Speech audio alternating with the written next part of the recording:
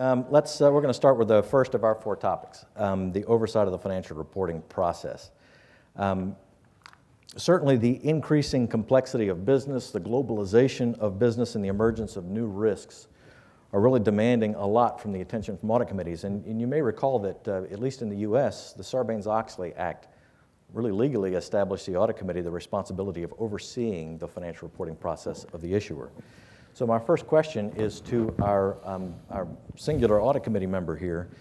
Michelle, the audit committee is charged with overseeing that financial reporting process of the issuer. How has the audit committee's relationship changed with respect to management and internal audit? And what challenges do you think the audit committee will face as it relates to financial reporting and quality control going forward? You know, it's interesting because I've been on audit committees for over 20 years. I've chaired audit committees of all types of companies, all sizes of companies over that period of time as well, both domestically as well as internationally. And so I've seen, quite frankly, a lot of change that has occurred, and a lot of change that has happened since Sarbanes-Oxley. So over the last 10 years, there's been dramatic change, and in some cases, there's been not a lot of change. And I'll clarify that. The thing I find heartening about where we are today is that there is much more ownership by the audit committees of our roles and responsibilities. There is, I think, backbone now on the part of audit committees, a willingness to dive deeply into topics that perhaps 10 years ago there wasn't as much attention paid, if you will.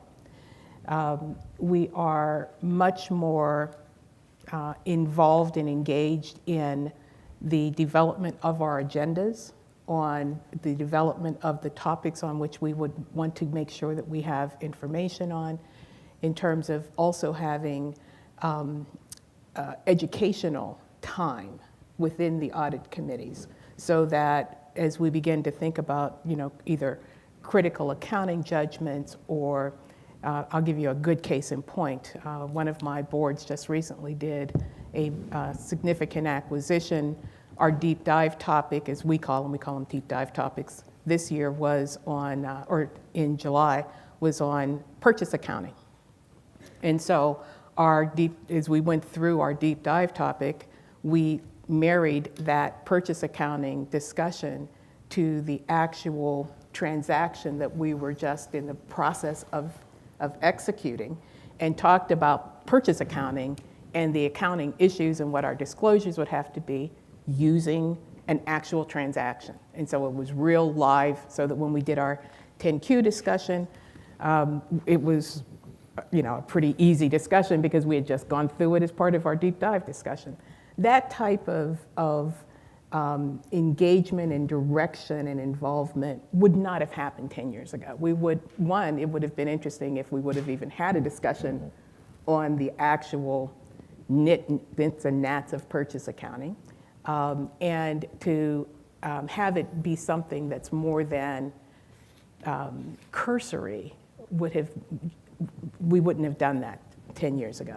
So we're getting, I think, I use that as an example to say we are getting much more engaged, much more involved. Management realizes that they need to get the audit committee involved in the details and have the audit committee have ownership in the details.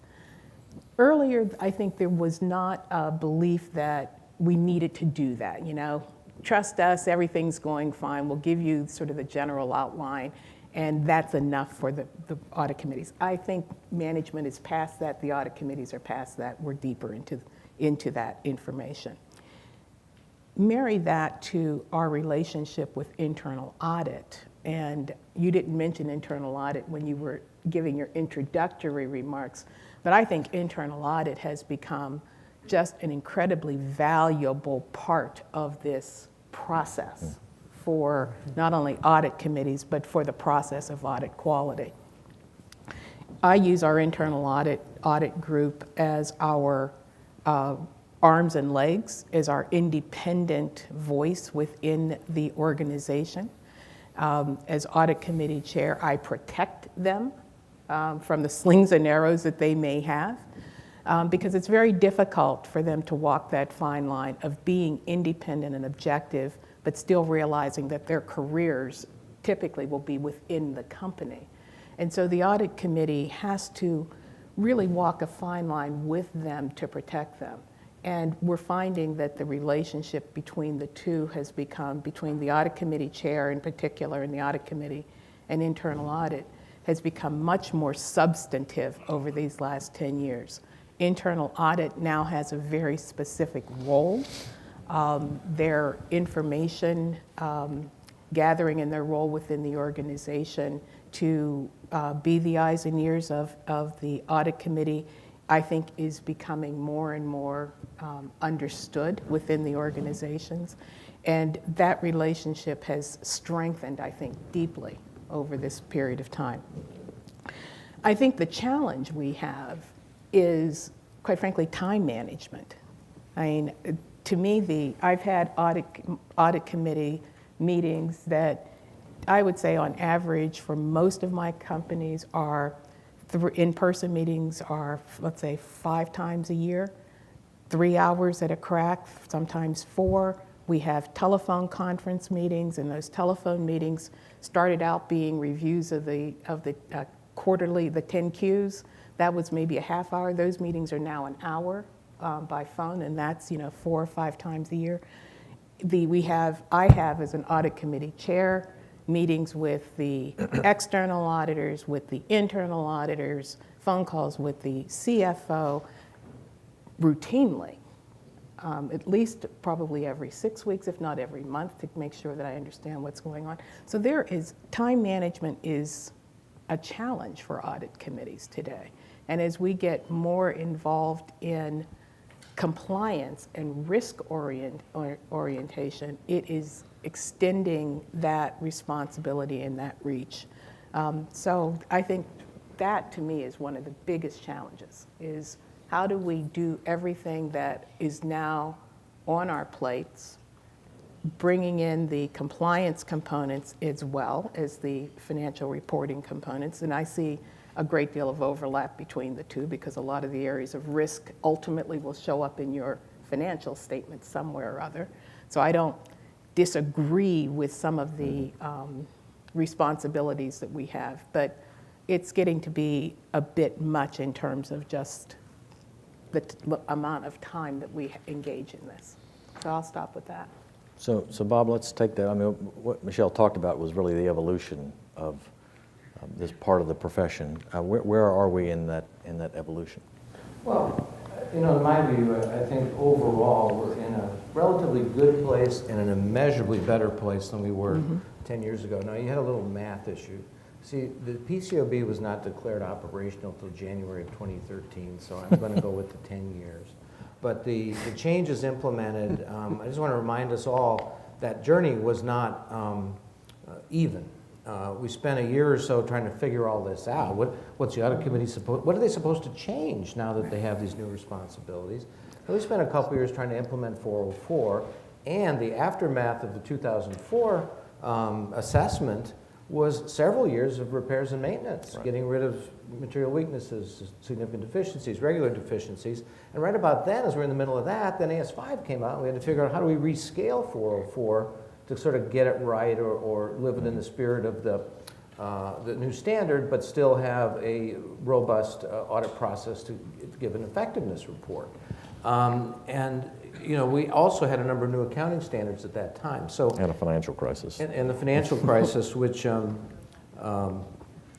just created all kinds of issues for the audit committee. So if you think about it, I think we've had 3, maybe 4 years, but certainly the last few years have been more or less steady state, where I think some of the stuff has been solidified. So we really had some unusual work to do as a result of Sarbanes, particularly 404. Now that has been sort of institutionalized now, where it's part of the audit. The time issue that Michelle mentioned, couldn't be worse. I mean, we remember how much time of an audit committee we'd have to spend on some of these compliance issues. Right. First time to go through it, it was a big deal. So I think financial reporting oversight is in relatively good shape certainly where I see it at the sort of the mega companies. Where I wonder, though, as you think about you use whatever number you want, 12, 15,000 public companies, most of them are in that middle market. I'm just not sure of the consistency across the market. I have the privilege of working with committees like the kind of companies that Michelle serves as audit committee chair. And I don't see, in the smaller markets and the smaller companies, I'm not sure they've traveled as far, but that's just speculation on my part.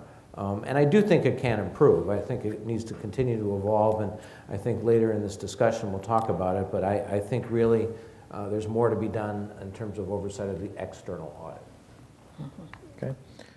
So, Brian, as you hear all of this, and Bob talked a little bit about 404, and certainly that internal control of financial reporting has garnered a lot of attention. But Michelle also touched on the expansion of the responsibilities of the audit committee. Are there other things that the audit committee should or shouldn't have on their agendas? What sort of other expansion do you see? For instance, audit committees dealing with enterprise risk management, other conflict mineral reporting that's just recently come out, other emerging risks like cybersecurity and fraud and other corruption issues. How do you see the audit committee dealing with those things? Well, I think I have to echo Michelle's comments. Audit committee agendas are long, and they're getting longer. I think pre-read materials, that information that's sent out in advance sometimes could be in the hundreds of pages. And that's in addition to whatever goes out for the board meeting. And so there's a great deal of pressure. And I think just from my perspective, getting the right amount of time on the agenda is very important. Michelle's comments about prioritization and time management is critical. I think audit committees have to spend a lot of time with the agenda as to, well, what goes on the agenda, how much time do we give to each of these topics, and how do we stay on track? I think are really big challenges. I've seen a big push for development and expansion of, call it corporate risk management groups, whether that's global or even domestic, but you've got a lot of groups implementing in jurisdictions around the world their own versions of the FCPA, like the UK bribery, and there's expansion in lots of different aspects of what audit committees have to do. So I think it's probably reaching a tilt because I think the meetings do get longer. I think my observations are similar to yours, that a medium to large public company audit committee meets 8 to 12 times a year. There'll be 1 to 2 meetings per quarter, really just to talk about the press release and or the 34 Act filing. Those are generally telephonic. 30 minutes to an hour is pretty typical from what I see. There's at least 4 4-hour meetings where you have to get through all the rest of the agenda. And to add any more to that is just really becomes problematic because the pre-read gets longer, it just becomes a bigger challenge. Everyone has to make the very best value of what you can during the meeting, which means there's a whole lot of things that have to occur offline or informally before the meeting. Again, the pre-read is part of that. The meetings, my experience as a partner is you can't resolve anything at an audit committee meeting. It has to be resolved in advance. The meeting is the more formalization of it when everyone finally acknowledges an agreement, but you can't take time of that critical agenda to work through issues. They have to be solved in advance. And I had one final observation. It's been a fairly quiet couple of years on the accounting front from a practitioner standpoint. I realize the FASB and the FASB, the IASB, and now the new PCC is a lot of stuff on the agenda. And I see a watershed of new accounting coming the way of clients. And that's just going to add to this agenda of what we're already struggling with to get through on a daily basis. All right, so we're not going to have time to dive into this question deeply here, but just kind of show of hands. Do you feel like that what the audit committee has been saddled with is everything that we've talked about is important for the organization to deal with? It's important for the board, the entire board, to have their arms around. Do you feel like the audit committee is saddled with too much responsibility and that we ought to refocus that responsibility? Or do you think that that all these things are the things that we've talked about are rightly placed with the audit committee? I think they're rightly placed, and I think there's a lot of debate at committees about At what level does it become too strategic for the audit committee and should go to the full board? But the topics that we're talking about are squarely in the audit committee's purview, in my view. Okay. I agree. You know, to me, they have to be where they are. The issues aren't going to go away. So take Nope. risk as an example. There's no question that ultimately risk oversight is the responsibility of the full board. But you can't take it away from the audit committee and put it at the full board and effectively complete the oversight. Right. You can create another risk committee, but then you're saddled with trying to make sure that the risk committee has got the risks allocated to the other committee. Right. So, you know, even though I think it's a big plate overflowing, I don't think there are any great alternatives to another approach. And I think Brian's right, though. We do get a lot of our work done outside of that room. I mean, there's no way you can get everything that we have to do done during the meeting time. And so there is just a lot of work that you got to get done. But when I think about risk and the role of risk at the audit committee level, I like to say we're responsible for making sure that there is a process, and that by that process, the risks ultimately are allocated to either the full board or to the respective committees. And then our responsibility is to make sure that those committees or the full board indeed calendar those risks so that they have the appropriate oversight and visibility to those things that they are responsible for. So it does add a lot of responsibility on the plate of the audit committee, but I don't see anywhere else that it can go and get the attention and oversight that it needs. This is important because what we're talking about here, then, if that is the conclusion, when we get to the group discussion, I'll be interested in others' feedback, but what we're talking about here then is not changing what the audit committee is focused on necessarily, but we are talking about making sure that the audit committee is better equipped to handle its responsibilities. I say all the time that being on an audit committee is a part-time job with full-time responsibility, and that means the audit committee needs resources. So Mark, just touch base with us on the types of research that has been done out there on the topic of audit committee effectiveness. Right, and the topic here is the financial reporting process, as we brought up. Well, first of all, the thing that jumps off the page is before Sarbanes-Oxley, there was almost no research on audit committees. And since then, it's mushroomed into a very big and large area, and I think a very, very interesting area. Another thing to note here is that it really represents a fundamental shift in the kinds of research that audit committee academics are doing. So, and this mirrors really a fundamental shift in the approach regulators have taken to try to boost audit quality. And so what I'm talking about here is the audit committee characteristics of Sarbanes-Oxley really targeted client demand and trying to hit sort of the demand side and change client behavior. Now that kind of contrasts with most of the other Sarbanes-Oxley provisions and previous regulatory intervention in the audit markets that tended to target the supply side, and we're trying to sort of change auditor behavior to supply higher audit quality. So, for example, the near ban on non-audit services is really an attempt to increase auditors' incentives to supply more audit quality by reducing their reliance or on financial dependency on the client. Now, what kinds of research questions are asked here? The vast majority of the research here looks at the relationship between audit committee characteristics and audit quality. And the audit committee characteristics tie in very well with what some of Michelle's comments were. So the biggest characteristics are the ones driven by regulation and best practices like audit committee independence, financial expertise, audit committee size, meeting frequency in a lot of this research, and compensation of the audit committee and various other things. And we're not paid enough, by the way. Well, you know what, Michelle? I have some very good news for you in some of this research about audit committee. Okay, so hold on. But these characteristics, if you look at these audit committee characteristics, they're really designed, the attention here is to change the incentives of the demand for audit quality by clients. So for example, audit committee independence should pump up the incentives to demand more audit quality. But also the competencies and the abilities of the client to achieve the demanded level of audit quality. For example, financial expertise on the audit committees. Now, in response to this specific question about financial reporting process. Very little research done here. This is the least researched area in the audit committee research. One group of this research you can look at does look at the relationship between audit committees and the internal audit function, as Michelle, you mentioned. And these generally find, very few studies, generally find that a better relationship leads to a better internal audit function.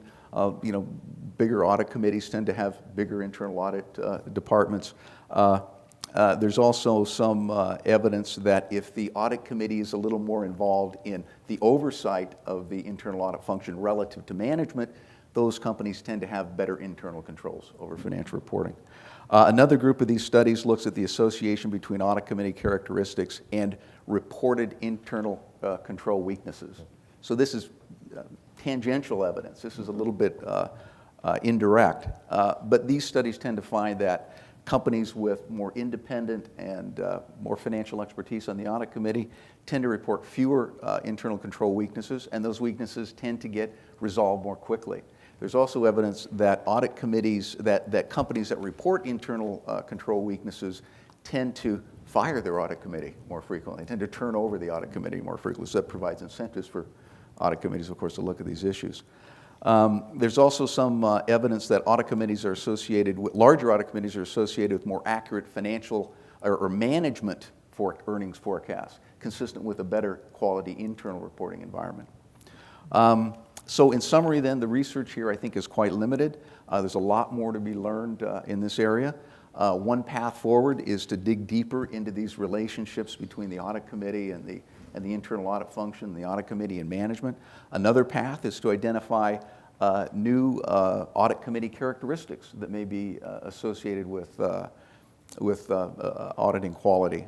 For example, personal characteristics or social ties of the board.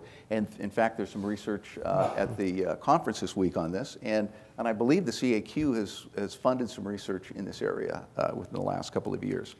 But a major barrier in this research and all the research in the audit committee area is simply lack of data. There's not much information. The proxy statement information is interesting and provides some interesting information, but without more data about what actually goes on inside that black box and what the audit committee really does, I think it's going to be hard to move this, particularly this area of the audit committee research forward.